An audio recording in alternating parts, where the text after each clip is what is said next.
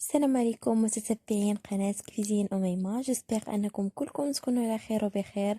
نتمنى الله ان هادشي كامل يدوز اللي كنمروا منه دابا. فاليوم ان شاء الله جبت لكم واحد لاغوسات اللي خطيره غتعجبكم ان شاء الله. كتجي بنينه بزاف وخصوصا الدراري الصغار غيحماقوا عليها. فبسم الله، اول حاجه في المقادير غادي نحتاج 200 غرام ديال الشوكولا نوار. انا كنستعمل هاد الشوكولا هذا كيعجبني. جوج كيسان ديال الدقيق رطب ما يعادل 175 غرام. 90 غرام ديال سنيدة ما يعادل كاس الا ربع. بيضة. جوج ديال الخمارات. 125 غرام ديال الزبدة. وقبيصة ديال الملح. فاول حاجه غادي نشد داك الشكلاط، غادي نحاول انني نقطعو دغيا باش يذوب. باش يذوب ليا دغيا، يعني ما ياخدش ليا وقت طويل نبقى نتسنى فيه. في الوقت اللي غادي نكون حطيت الزبده في حمام مريم بدات كذوب، فغادي ناخذ واحد البول، غادي نضيف فيه بيضه مع السكر سنيده.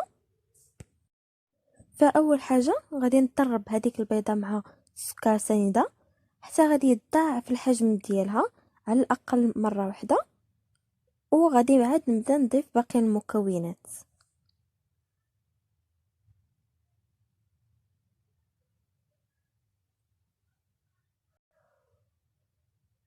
فبعد ما كيتضاعف الحجم كنزيد الشكلاط والزبده اللي ذوبت في الباماغي في الاول.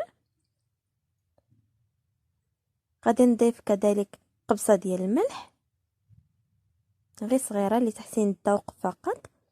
كاس ديال الدقيق مع جوج خمارات. الدقيق غادي نبقى نضيفو على دفعات، يعني ماشي كامل في دقه واحده.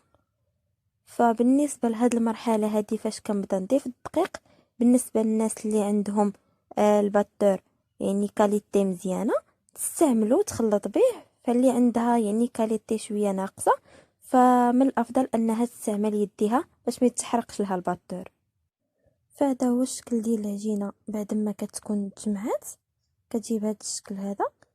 المهم انا غادي ناخذ واحد اللاطه وغادي نضيف عليها شويه ديال الدقيق من الفوق. بالنسبه اللي عندهم لاطه مزيانه فيستعملوا غير الدقيق، يعني حيت هذيك الحلوه كتكون شويه ميدمه ما كتلصقش. واللي عندهم لاطه كتلصق فضروري يستعملوا بابي كويسون.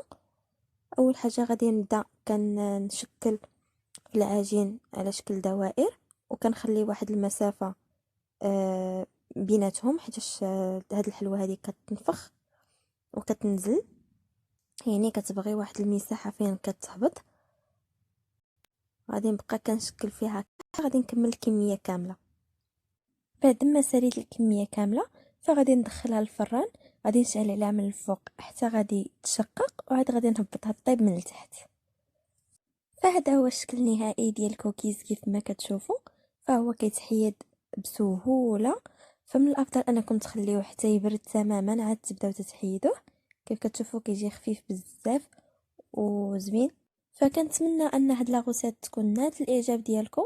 فإلا عجبكم الفيديو ديال اليوم ما تنساوش انكم تابوناو عندي في لاشين وديروا جيم وتبارطاجيو لا فيديو، ونتلاقاو في وصفه جديده وفيديو جديد ان شاء الله.